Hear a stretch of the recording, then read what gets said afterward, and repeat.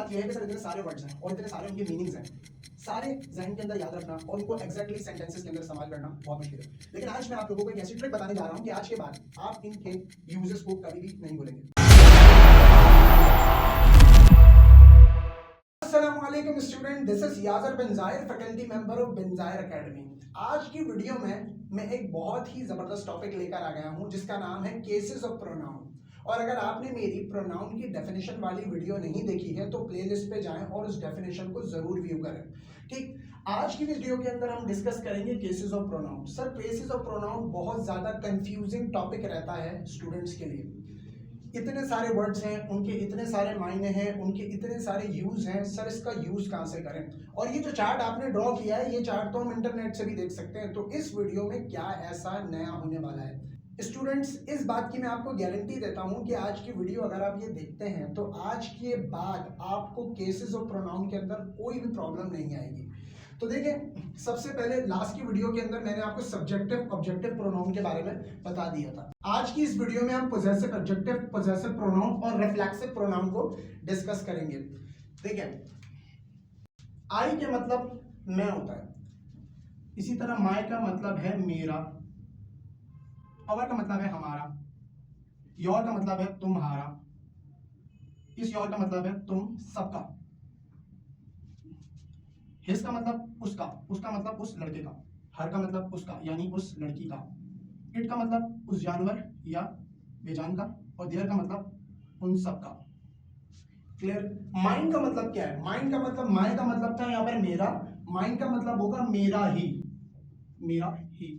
अवर का मतलब है हमारा, और का मतलब होगा हमारा ही।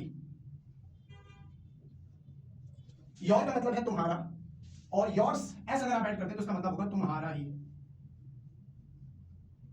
योर्स का मतलब होगा तुम सबका ही, तुम सबका ही। इसी तरीके से उसका ही, उसका ही। इट्स का मतलब भी उस जानवर या बेजान का ही, और उन सब का ही। अब आता है माई सेल्फ। माई सेल्फ का मतलब है खुद, यानी मैं खुद,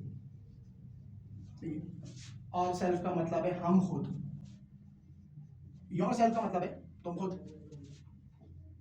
यानी कि यहां पर सबका मतलब खुद ही होगा। सोचने वाली बात यह है कि सर इतने सारे वर्ड्स हैं और इतने सारे उनके मीनिंग्स हैं, सारे जहन के अंदर याद रखना और उनको एग्जैक्टली सेंटेंसेस के अंदर इस्तेमाल करना बहुत मुश्किल है। लेकिन आज मैं आप लोगों को एक ऐसी ट्रिक बताने जा रहा हूं कि आज के बाद आप इनके यूजेस को कभी भी नहीं भूलेंगे। एग्जाम्पल के लिए हम एक सेंटेंस लेते हैं। पहले सेंटेंस यूज होगा मैं के साथ, यानी मैं अपनी सारा को खत लिखता हूं खुद, क्योंकि वो मेरी ही है। जी भाई, जुमला आया, मैं अपनी सारा को खत लिखता हूं खुद क्योंकि वो मेरी ही है।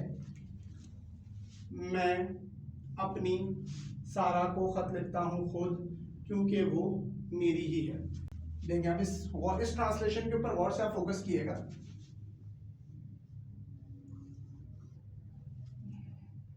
I write a letter, I write a letter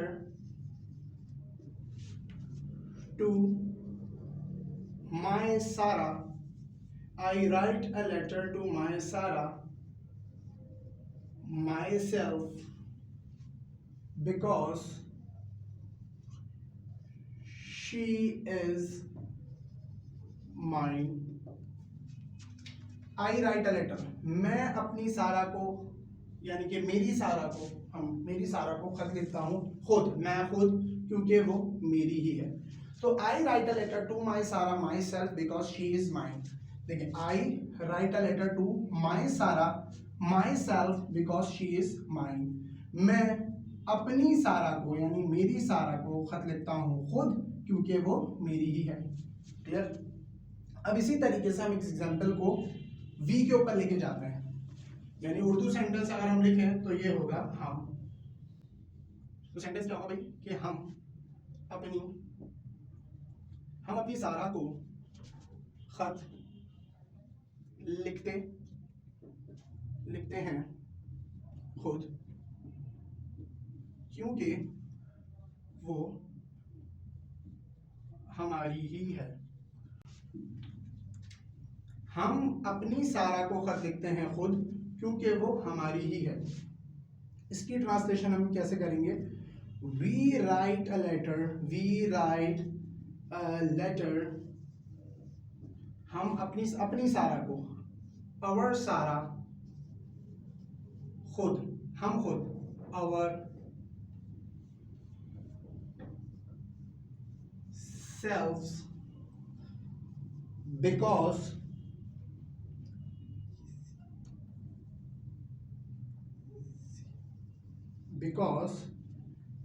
वो हमारी ही है। She is ours. हम अपनी सारा को खत लिखते हैं खुद, क्योंकि वो हमारी ही है। We write a letter to our Sara ourselves because she is ours. Clear? तो इसी तरीके से हमने आई को कंप्लीट किया, फिर वी को कंप्लीट किया। अब हम यू की तरफ बढ़ेंगे। यू यानी तुम अपनी सारा को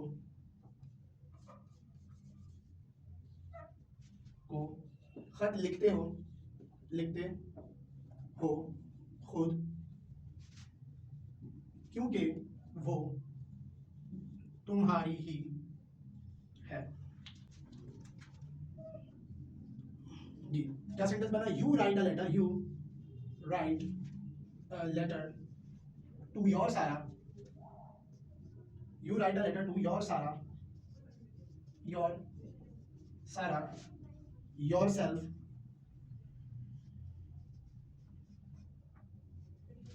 क्योंकि वो तुम्हारी ही है। because she is yours। तुम अपनी सारा को खत लिखते हो खुद, क्योंकि वो तुम्हारी ही है। you write a letter to your Sarah yourself because she is yours। One by one आप सारे प्रोनाउंस के ऊपर ऐसे सेंटेंस बनाएंगे, जैसे वो अपनी सारा को खत लिखता है खुद, क्योंकि वो उसकी ही है। He writes a letter to his Sara himself because she is his. इस तरीके से आप पूरी सीक्वेंस को कंप्लीट करेंगे और मेरी गारंटी है कि आज के बाद आप इनके यूजेस को कभी नहीं भूलेंगे। एक लास्ट बात जो इस वीडियो में बताने की है, देखें इन प्रोनाउंस को भी हम 3 हिस्सों में डिवाइड कर सकते हैं। ये हमारे कहलाते हैं फर्स्ट पर्सन प्रोनाउन, ये हमारे कहलाते हैं सेकंड पर्सन प्रोनाउन, और ये कहलाते हैं थर्ड पर्सन प्रोनाउन। मुझे उम्मीद है आज की वीडियो आप लोगों के लिए बहुत इंफॉर्मेटिव रही होगी। मिलते हैं हम अपनी नेक्स्ट वीडियो के अंदर, तब तक के लिए अल्लाह हाफिज।